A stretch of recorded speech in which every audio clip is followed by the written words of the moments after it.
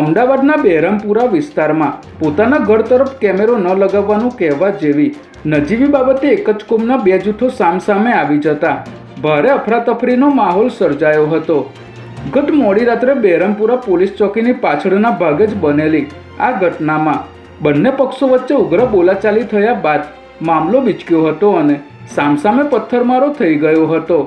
ઘટના અંગેની જાણ થતાં જ પોલીસ કાફલો તાત્કાલિક ઘટના સ્થળે દોડી ગયો હતો અને પરિસ્થિતિને કાબૂમાં લઈ લીધી હતી.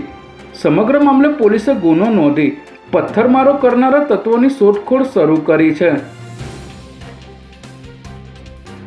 અમદાવાદ ગ્રામ્યના સાણંદ જીઆઈડીસી પોલીસ સ્ટેશન વિસ્તારમાં દારૂની હેરાફેરી સામે મોટી કાર્યવાહી કરવામાં આવી છે, જેમાં સફેદ કલરના એક ટ્રેલરમાં વિદેશી દારૂનો મોટો જથ્થો ભરીને સાણંદથી વિરમગામ તરફ લઈ જવામાં આવી રહ્યો હોવાની બાતમીના આધારે પોલીસે સાણંદ વિરમગામ હાઈવે પર આવેલા વીરપુરા ગામના પાટિયા પાસે વોચ ગોઠવી આ કન્ટેનરને રોકાવ્યું હતું.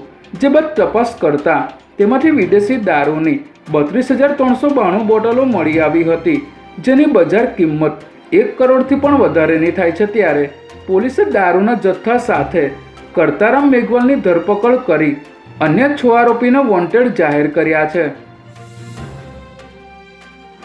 પવિત્ર શ્રાવણ માસના આજે બીજા સોમવારે શિવાલયો ભક્તોના પ્રવાહથી ઉભરાઈ ગયા છે. ત્યારે દેશના પ્રથમ જ્યોતિર્લિંગ એવા સોમનાથ મહાદેવ મંદિરમાં ભક્તોનો ભારે ધસારો જોવા મળી રહ્યો છે.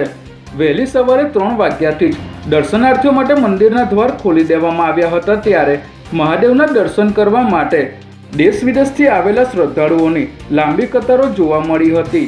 અહીં શિવજીની વિશેષ પાલખી યાત્રાનું પણ આયોજન કરવામાં આવ્યું હતું. ત્યારે ભક્તોની ભારે ભીડને લઈને જિલ્લા પોલીસ તંત્ર પણ મોડી રાતથી જ એલર્ટ મોડમાં આવી ગયું હતું.